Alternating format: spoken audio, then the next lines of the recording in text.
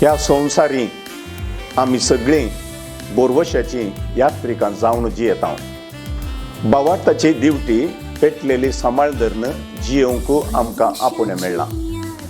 ह्या दिशेन एप्रिल म्हयन्याच्या 6, 7 आनी 8 तारखेर जेप्पू सेमिनारीच्या उक्त्या मैदानार सांजेर 5:30 वरां तावन 8:30 वरां पर्यंत एक अर्थभरीत बावार्थाक आनी देव उतराक लक्ती जाल्लें कार्य मांडून हाडलेलें आसा.